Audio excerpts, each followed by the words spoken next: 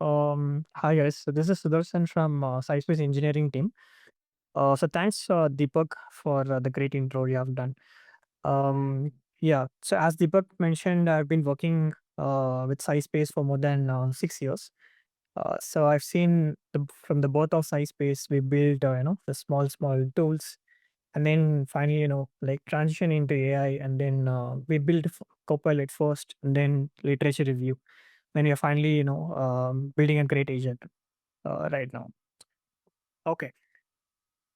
Yeah. So today I think we'll discuss about basically, can you trust AI tools with your research data, right?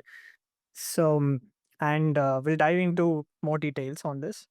So today's uh, you know uh, agenda is five things, right? So the first thing is like what's at stake, meaning what are the privacy and security things, and you know what's at what's at risk when you're using your research data with AI tools, right? So then we go for our approach on how we handle the data at SciSpace, right? So what are the collection mechanisms, encryptions, and user control options we have? Basically, what's our design we actually take up? Then we'll talk about compliance. So how SciSpace is compliance and what standards it's using. And then we'll go to the uh, researchers' common questions. So we usually get a lot of questions from actually our users, basically who uses SciSpace. So we'll discuss a few questions, uh, more frequently asked questions there. And then I'll open the board for discussions here. Right. Yeah. So let's first discuss about what's at stake. So, like in just 3 years, the AI has started a storm, right? So wherever you go, AI is actually coming with us. So similarly in research place, a lot of people are using the research, using AI for research, um, for their lit review, and then asking questions, summarizing their PDF or any materials, right? So now it's one step ahead. There are AI agents which actually does a lot of offloading when it comes to research space. It's actually acting as a research assistant for every researchers and other people, right? So what are the risks we have in terms of using AI, right? So as we know, right, the publications, the papers will have participants' data, uh, like surveys. When you take surveys, it contains a lot of people's data, right? So it can actually uh, be leaked as well. So if you uh, upload a paper to any AI tools, and there is a chance of getting leaked. So that's actually one risk. Second is intellectual property.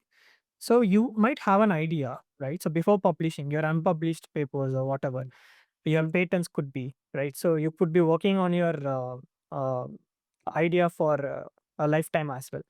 So your efforts can go actually wrong, and you might lose your intellectual property as well. So these are the highest risk when you use AI tools, and if that gets leaked.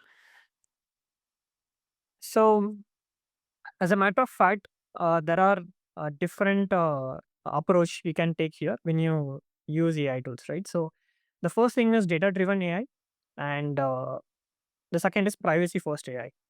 So these two have very big differences. The first thing is like model training.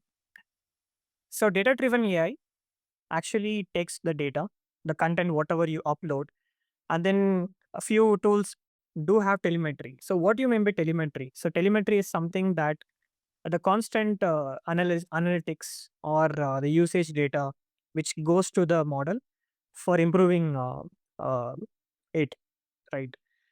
So privacy first actually doesn't do any training, or no telemetry will be actually taken on your uploads, and basically what are things you can upload, so like your materials, PDFs, all this, and even you're chatting with your AI, right? So all these will not be taken for granted, and no training or nothing will be actually done on top of it in terms of models, right? The second thing is data retention.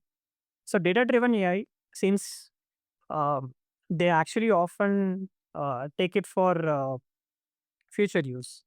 Could be for model training or could be for analytics on what type of data users upload and how those actually impact their use cases. So, but in privacy first, it's actually more scoped out and more strict. So users have full control over their data, and uh, nothing will be shared with anyone. So even the user wants to, let's say, delete it, right? So user has an option in the tool itself. For example, if you take SciSpace, when you upload a PDF to library and you did all the research on all this, and if you want to delete it, you can choose to delete or you can choose to export. Right after, so I'll come to delete first. So when you delete, what happens? We have certain pipelines in our backend which actually starts the triggering deletion process and completely removes from all the sources, right? Like database uh, and other file storage systems.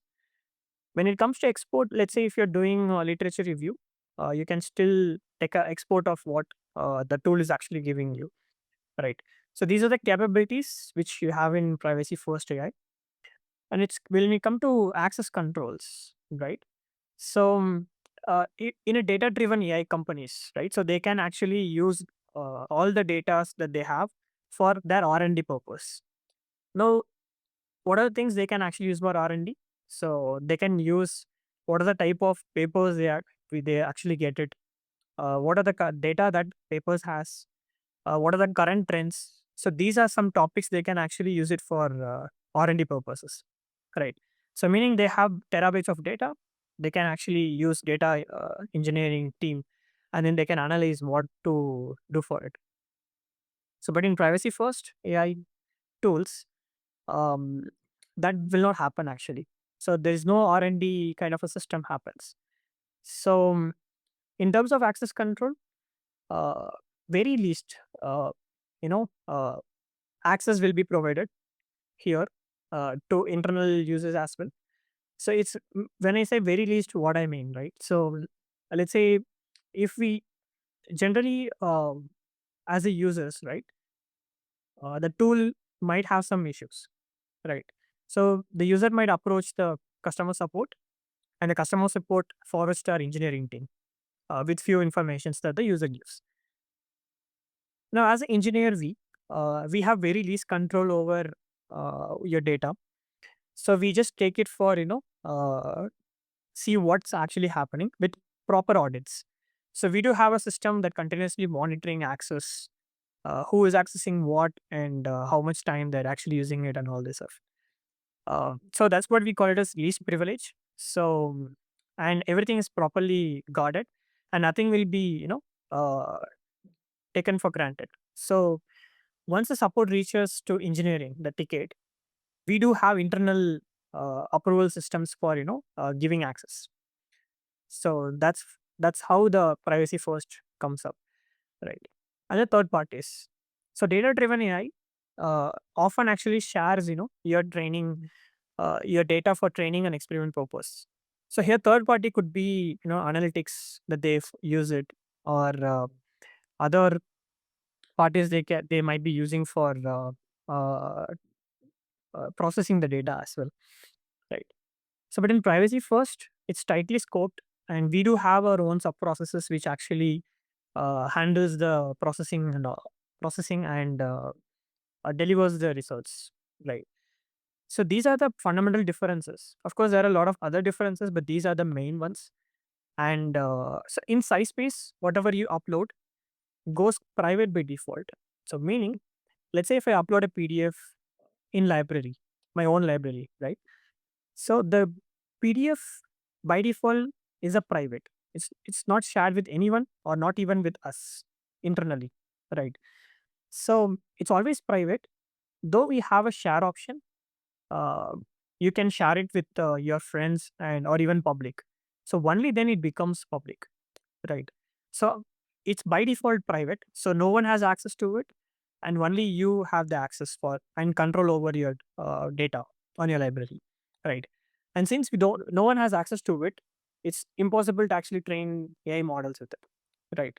So we don't do any training on the models with your data, right? So this actually applies for all the users in our platform. So meaning it's not about whether the user has paid on or in a higher plan. So it's this is basically a fundamental policy that we have in our organization, meaning we are protecting intellectual property and all the research that you guys are doing, your efforts and everything, right? Yeah. So basically, all the users by default it goes to private when you upload or when you work with your data. So next, we'll see what we are collecting and why. Right. So this actually talks about our data collection. So the first thing is account information. So when you log in, we actually collect your email and your credentials to support and run your workspace, to authenticate and create access. Right. So to for an example, let's say if I sign up, the email is required and to create an account. An account is needed for putting borders, meaning access, right? So that we can't, meaning we can support uh, restricting who can access your data and who cannot, right? So for that purpose, for the account and access controls, so we are actually getting your email and storing it very securely. The second thing is the content you upload. It could be anything, right? So the PDF or any material. So in our agent, we currently support more than 200 file formats. So any materials you upload, right, uh, or completely goes into our systems in a more secure way, and it goes in a private first mode, right? So these contents are used by our systems as per your request. So for example, if you upload a PDF or a Excel sheet and ask our agent to analyze the data until you raise that request. So the content will not be used or will not be, it's just sitting idle there. So nothing will be used. So our agent personally goes and visits those files and then it starts, creates a private environment to analyze those data and then it gives the results back to you. So in simple terms, whatever content you upload goes idle and it's just used only to serve your request, right? So now the next one is usage and device logs. So now you might have a question. So why do you need usage and device logs? So what device logs you have? So right now our SciSpace majority works in browser. We do collect some browser logs to keep it more securely, right? So since our SciSpace is more popular and used by a lot of users, there are certain cases where people try to hack us or attack us, try to bring our site down. So with using device locks, our firewalls kicks up immediately, finds the pattern and blocks those harmful requests. So that's why we need device locks. And when speaking of device locks, it's just browser locks, not your entire device. Okay, so just your browser locks. So what is your browser fingerprint? What's the IP? And this is purely only for firewall purposes and nothing beyond that, right?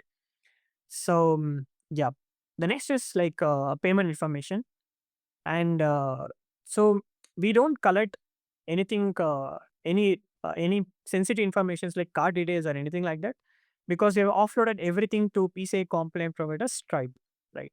So as you know, everyone uses Stripe, and Stripe is known for its security, reliability, and standard, right? So we have entire uh, logics running behind Stripe. So whenever you pay or subscribe, everything is handled by Stripe, and Stripe lets us know this is your customer who has paid for this plan, and you can give access. So that's the information we have in our system, and no other information regarding your car details or nothing will be with us. It's everything will be in Stripe, right? So in simple terms, we collect very minimal data, and we give you full control over the data if you want uh, the way you actually want to handle it, right? So the more details are on the next one. Uh, of course, it's about encryption and storage. So we follow industry standard protocol of handling how your uh, data flows in our system, right? So the moment you actually upload your file in your browser to the server we have, right? So it's completely what we call as in transit. So the data actually transfers from your system to our server, right? So that's what we call as in transit. So we encrypt those in transit using HTTPS and TLS protocol. So our site doesn't work in HTTP, but it always works with HTTPS. Even if you type http://scispace.com, it automatically redirects to HTTPS. Now, what does this protect you, right? So let's say you are sitting in a restaurant or in a public Wi-Fi place, right? In a mall or somewhere else, in a cafe. Now you're uploading a PDF or your intellectual property or your patent file. So there is something concept called man in the middle attack. Someone who is already connected to your same Wi-Fi could actually read your data. So that's why we have this encryption called HTTPS and TLS comes into the picture. So the moment the data packets move from your client, meaning your browser, it actually encrypts. Your browser encrypts based on the RSA pattern algorithm, and then it sends over to the network. Now the network will take over those encrypted data packets, and then it finally reaches our server. At our server, we have private key, which we help us to decode the data packet. Right. So that's what we call as in-transit encryption. So now when those encryption happens, the person who is actually in the middle can't actually read your data. So that means they can't see what you're uploading, what you're actually doing with your SciSpace or any website. Right. So that's what in transit. And what's about rest? So what do you do after the file reaches the server? Right. So as per industry standard, we actually store the your files, your data, everything in a encrypted file storage with AES 256 algorithm, right? So even if you want to, read the entire file internally, we can't do that, right? So we have certain systems with a lot of uh, encoding to actually do that with users permission. So at rest, all the files that you upload, all the data we have, it's completely encrypted with a proper industry standard algorithm. So this applies to file system, database, even object storage that we have that we rely on. So our infrastructure is completely encrypted at rest, so nothing leaves you or nothing gets leaked, right? So next, what about access control? This is the part where I want to focus on. So many of the organizations call themselves like end-to-end encryption, right? So you have to completely, be aware of what is end-to-end encryption and in transit plus address encryption. These are two different things. So end-to-end encryption means that that's basically what in transit means, right? So after uh, end-to-end, meaning from your browser to the server, that's what we call as end-to-end.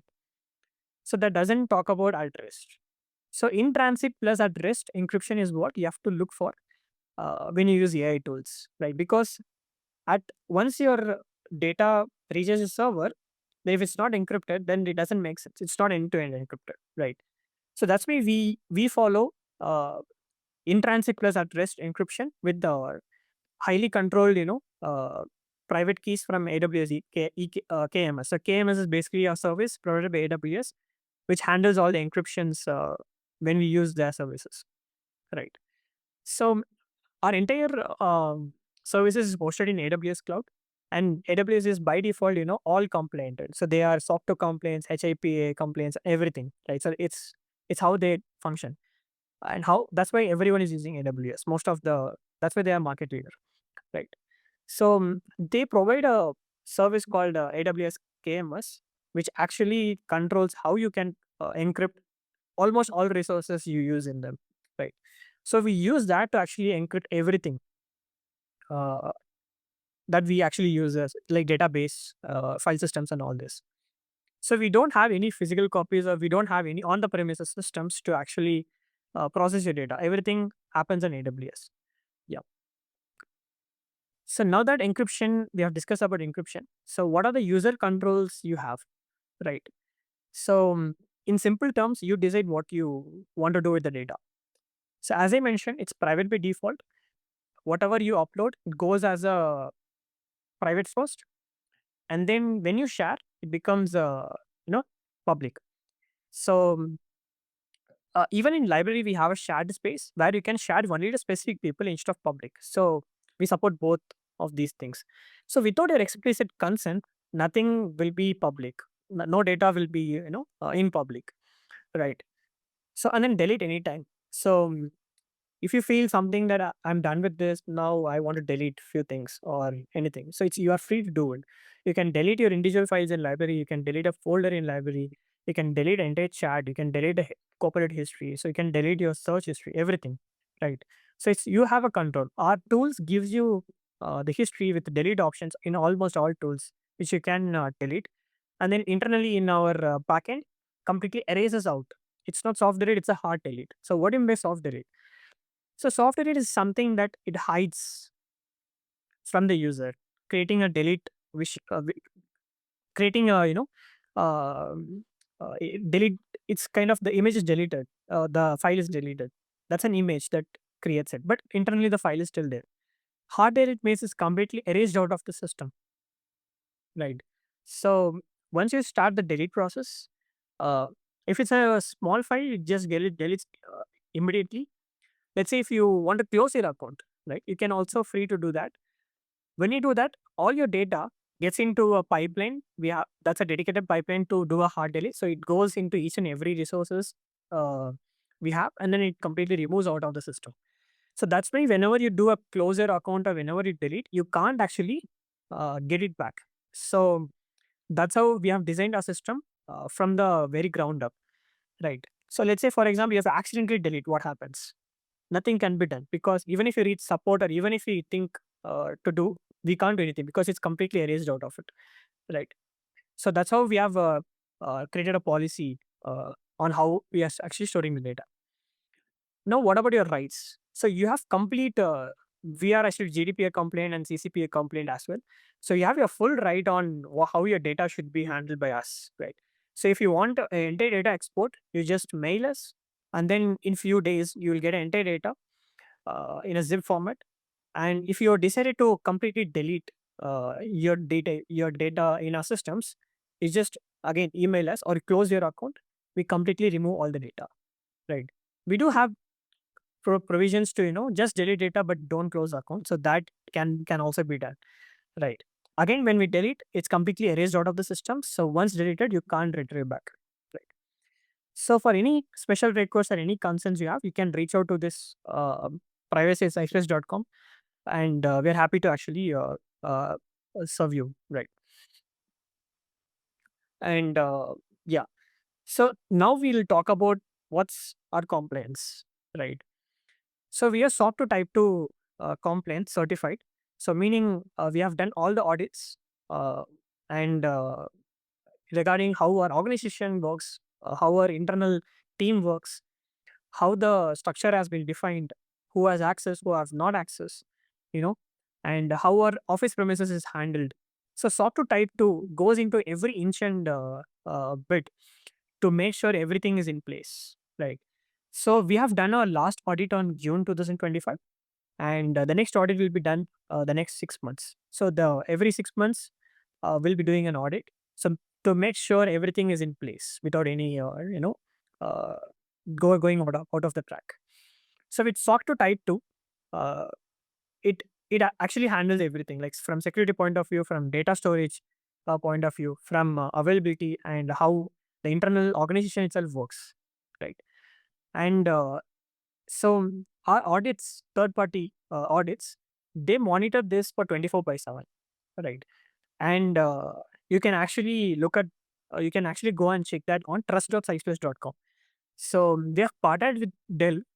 They are actually a compliance, enterprise solutions. They actually integrated with us, with our systems, to monitor it continuously whether everything is in place, right? So for more information, you can actually go to trust.scispace.com to get all the policies and entire SOC 2 Type 2 certification details as well, right? You can also request for the documents regarding the SOC 2 Type 2, regarding about how we handle data, how we are actually, uh, ha- uh, manage access controls and everything. So everything is there actually. So let's go for the commonly asked questions. So these are the commonly asked questions which we get every day from our users, right? So the first one is like, who has access to the files or content I upload on SciSpace? So in short, it's only you. Only you have access to the files and content. Sometimes when there is a support ticket raised, in unusual cases, um, with your consent, we will actually try to access the data and then close the ticket after resolving it. So this is purely for uh, solving the issues that you face, right? So unless until we can't actually get the data and no one has access to it, so it's completely stored private, and unless until you share explicitly, those files cannot be accessed by anyone. So you have your full control of your data, right? So the next question is like, can my uploaded papers be viewed or used by other users or AI model? Yeah. So in short, it's no. Your uploaded papers can be viewed only by you or with the people you share.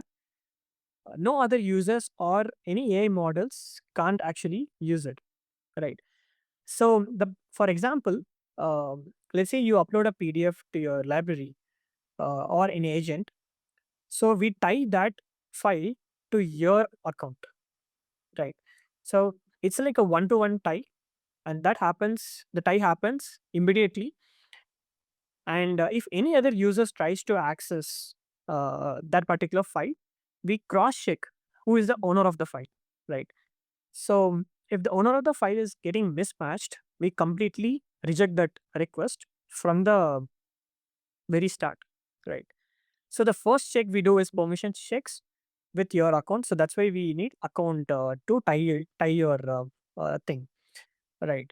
Your materials or whatever the files you upload. When it comes to AI model, we are not actually using direct providers like OpenAI or let's say Anthropic, because these guys are like fully cloud based, and if we can use them, uh, the chance of getting the data leak can be there, uh, because we these guys are like third party and cloud providers. Will not know how they actually handle the requests, right? So that's why whenever you want to use GPT models from OpenAI, we use Azure, right? So Microsoft Azure is a again cloud solution like AWS with proper standard and then complaints on how their models actually work. So it's completely different, right? Similarly, for Anthropic, when we use cloud models, uh, it goes towards AWS Bedrock, who is also follows standards and complaints, puts guardrails in front of it to make sure nothing is actually preserved or used for any training purposes or anything. So in short, so you only have the access to your uploaded papers, only you can be viewed, and it's tied up with your account. Even for AI, once a request is done, the all the data related to which has been given to AI will be like completely erased out, right? So the next question is, can I upload an unpublished research papers to SciSpace? Yes, definitely. So uh, we are completely secure here, uh, and we are actually following SOC 2 Type 2 compliance to make sure everything be safe. So you can trust SciSpace, and then every unpublished papers can be set privately. The only thing you have to make sure is you have to double check the files when you share with your peers, whether it's an unpublished paper or whether is it okay to share with this guy. So it's completely up to you. So it's the entire control is with you, right? So in short, you can upload your unpublished papers and then you can use it with your agent and copilot, and then you can make use of it, right? Without any headache or any issues. So what happens to my uploaded data? Are they stored or shared?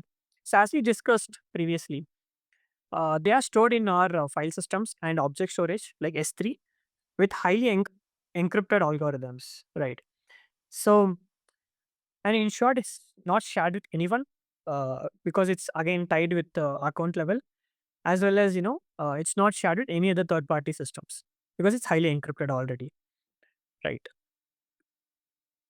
So when I delete a chat or thread, is it permanently erased from SciSpace servers? Yes. So when you delete in a thread in chat or in a file in library, it gets permanently deleted. So we have a separate pipeline to make sure it gets deleted in every resources, right? So for example, let's take an example here. You uploaded your paper on our library, on SciSpace library on your account, and then you started using Copilot on it, right? So you ask 4 to 5 questions, and the Copilot is happy to respond all these. Now you decide to delete it. So what happens right now?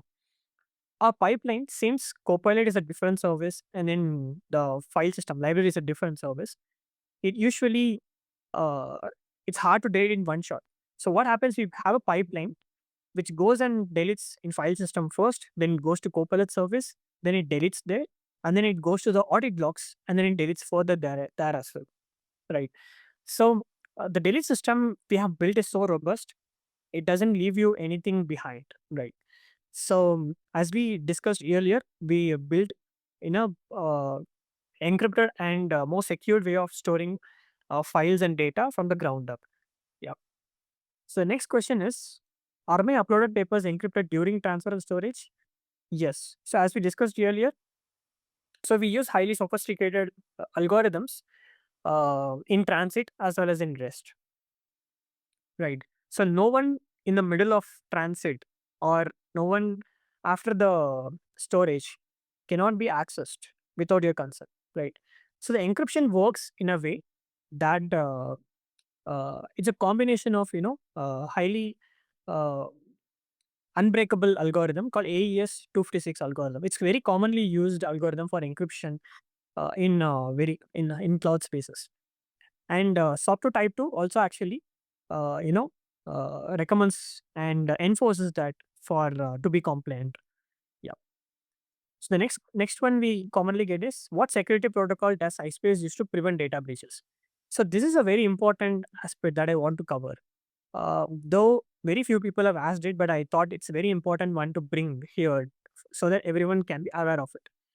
So though the companies or the organizations made sure everything is good, there are some cases where we have heard that certain organizations data has been breached and leaked. The entire data set, the entire database of users, the entire database of their files have been leaked to the public. So we have seen such news, right? So what are the measures we take to actually prevent these data breaches? The first thing is encryption, right? So we make sure everything is encrypted such that uh, even if the data breach happens, that you can't actually view it unless until you get the private key, which is highly stored by in AWS KMS, right? So the second thing is, we make sure we should not allow any breaches in first place, right? So the first thing is encryption in storage at rest. The second thing is, to prevent breaches, we have enforced a very good access control system across our entire organization, such that even if uh, even if let's say for example, if I want to leak any data of SciSpace, I can't do it because that's not how our system works, right? So I have to go through multiple steps of process to get just one file, even at the time of support and with the user consent, right? So, in short, we have very highly strict role based access controls with specific permissions such that not everyone can actually access the data, right? So, the third thing is the system itself. So, we have built our system in a such a way that it has a specific pattern to actually access the data, right? So, even though it's encrypted and then it's in the system, so we have placed a system in such a way that it gets the data and then it doesn't leave any trace, and then it processes the data and then closes and kills the entire process once the process is done, right? So leaving nothing behind the system itself. This is slightly technical, but that's how our system works, right? So for example, when you upload a paper, we have a sub process called parser, like a PDF parser. So why it's needed? Because PDF is highly, unstructured, right? So it could be a PDF of, book, like Harry Potter, or it could be a PDF of, research paper, or it could be a PDF of, patent, or it could be a draft. It could be anything, right? So in order to understand and give you proper response, we undergo something called parsing. So the PDF goes into a parsing pipeline, which is highly, does decoding and then parsing on the fly. So no temporary files are left behind, and then nothing goes after that. So once your file moves out of the pipeline, the entire pipeline gets destroyed. So that means for every PDF, the pipeline gets created on demand in a secure environment, and then once the PDF is done, parsing is done, the entire environment itself is kind of destroyed. So that's how we design the system such that nothing actually goes out of the sub process as well. So we have many such sub process for each and every feature, which works in the same similar way. Yeah. So the next question is, can I request a full deletion or export of my data whenever I choose? Yes. So as you can reach out to support, you can ask for full deletion, or you can ask for a full export of your data. You can also, export and as well as request for full deletion, right? So now when you do a full deletion, it again enters as a multiple series of steps. Even for export, we trigger export mechanism where it goes to each and every services like database, then S3 file system, then it goes to physical, like block storage file systems. Make sure everything, gets into a file, and then it gets given to you, right? So that's how our export works. And then for the deletion, again, it's the same way. Since export takes out the data and gives it to you, uh, the deletion actually complete erases out of a system. Now, you might have a question. So when you do export, then you're literally putting the files in zip file. So that means someone can have an access, right? No, it's not. So we have created a pipeline in such a way that the pipeline itself goes and takes the data based on the account you want to export, and then it actually uses again secure environment to actually put everything together and then zip it, and then it directly emails you, right? So what if there is a big your account has so much data that we can't actually email, because email has 25 MB of limit, right? So for that use case, we have a separate system to actually export and then give it you as a private link. So the moment you access the link and trigger the download, the entire link gets expired, as well as the file will be deleted. So that's like a temporary, right? So now the next question is, so, do I have control over which AI or language model SciSpace uses for my tasks? So this is very, very commonly asked questions. Although we are planning for giving a full control to the end users, so currently that feature is actually not available. So, however, we have chosen a best model to work efficiently, and then to provide proper quality answers for the researchers and for the end users without compromising on any security standards. So that's why we rely on Azure for OpenAI models, and Bedrock for Anthropic models, and Google GCP. GCP is a Google Cloud platform like AWS for Gemini and other stuff. So yes, we are planning to give control over what models you can choose, but it's under the uh, pipeline we have to actually develop. So yeah, rest assured, the models we use doesn't have any issues, and it's chosen for best uh, um, answers that uh, answers and then the process that actually gives you, right. So when we choose models, it goes into rigorous testing of numerous factors like guardrails. So a model can actually mess up with the data that you upload, right? So it goes into rigorous testing, and then it goes into the highly uh, efficient and uh, high number of evaluations internally with with these data, and then we make sure that uh, nothing actually gets into off standards, right? So yeah.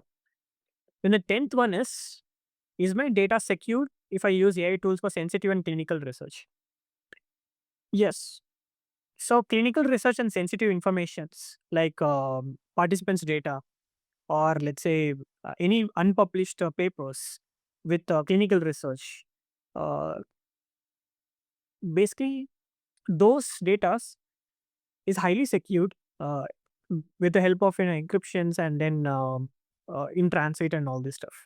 So yes, you can actually trust our AI tool. It could be agents, or it could be literature review in SciSpace. It could be in let's say Copilot, SciSpace Copilot.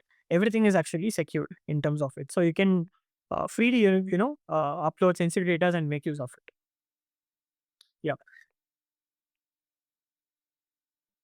So what are the key takeaways? Right. So the first thing is in SciSpace, we prefer like we enforce privacy and confidentiality of your data. Right. So all your data, it could be a research paper, it could be anything. Right. When you upload or when you converse and generate from the so all the generated responses, everything to your account, it's completely private by default, and it's encrypted uh, in our systems and never used to train our models, right? So that means we completely take your privacy and your data's very seriously to not actually mess with your intellectual properties and other things. So robot second thing is robot security.